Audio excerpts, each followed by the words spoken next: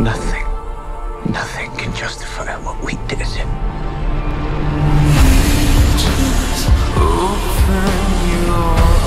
We are each responsible for our own actions. You know the phrase tilt, just like in pinball. Any man can tilt. You can tilt. Is it possible to know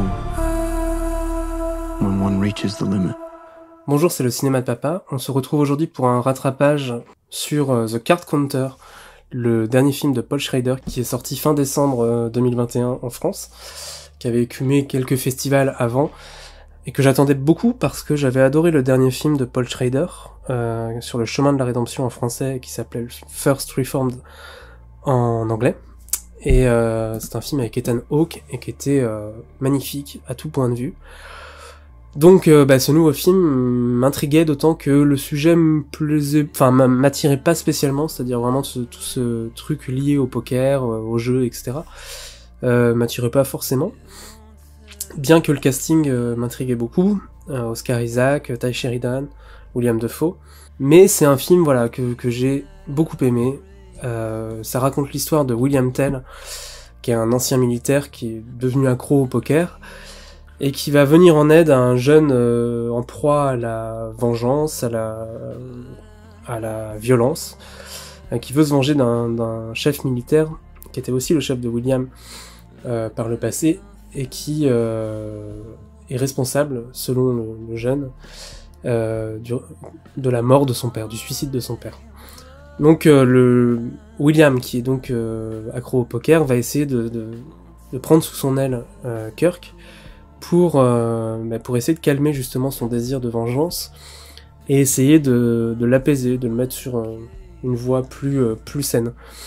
Donc on retrouve vraiment au sein de cette intrigue toute simple, on retrouve vraiment tout ce qui fait un personnage de Paul Schrader dans cette trajectoire-là, dans ces deux destins-là, cette dimension quasi mystique, religieuse, qui entoure à chaque fois ces personnages de tous les films qu'il a pu réaliser ou même scénariser. Ça va, du personnage de Travis Bickle dans Taxi Driver. Voilà, c'est typiquement ce genre de personnage.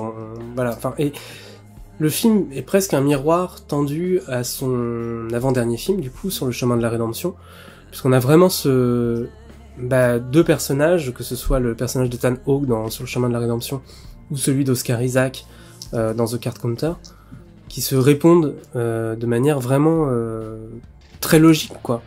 Donc on a vraiment une très grande cohérence dans le travail de Paul Schrader, et ce qui me fascine d'autant plus dans son parcours à lui, qui est vraiment quasi en marge du système hollywoodien, c'est la façon dont sa mise en scène a gagné en épure, vraiment, parce que ce soit dans American Gigolo dans les années 80 ou Mishima, tout ça, il avait une réalisation qui était très nouvelle Hollywood, on va dire. Et depuis, en tout cas moi, depuis que je l'ai retrouvé sur le chemin de la rédemption, je trouve qu'il a adopté une façon de réaliser qui va vraiment à l'essentiel, que ce soit en termes de choix de cadre, en termes de montage, en termes même d'usage de la musique, de non-usage de la musique, en sound design. Il a vraiment, je crois, fait un travail sur lui en tant que cinéaste pour en arriver à cette forme d'épure. Et moi, c'est ce que je trouve fascinant. Alors, peut-être que j'ai préféré, c'est même sûr d'ailleurs, j'ai préféré Sur le chemin de la rédemption que The Card Counter. Mais The Card Counter reste pour moi, du coup, un grand film, qui est porté d'ailleurs par donc un casting vraiment épatant, parce que Oscar Isaac, dans ce rôle-là, moi je venais de le voir dans la série A Scene from a Marriage de HBO, où il interprète un rôle aux antipodes de The Card Counter. Et dans ce rôle de William Tell, il a vraiment gagné en... Pareil, un peu comme la mise en scène de Paul Schrader, il a vraiment gagné en froideur, en simplicité. C'est un homme qui parle très peu dans le film. Tout passe par le regard, tout passe par certains gestes. Et vraiment, il traîne sa carcasse, au travers du film, de manière spectaculaire, quoi. Je trouve que sa présence dans le film est juste incroyable. Ty Sheridan est vraiment très bon aussi dans son rôle, il est vraiment pour le coup l'antithèse de William Tell. Il va lui rappeler peut-être le jeune homme qu'il a pu être et les dérives qu'il a pu commettre. Et Ty Sheridan apporte justement vraiment cette énergie-là au film. Et je trouve, Ty Sheridan, c'est un acteur que je suis depuis Mud de Jeff Nichols. C'est vraiment un grand acteur en devenir parce que il a déjà une carrière assez folle pour son âge. Et il impose vraiment de sa présence, quoi.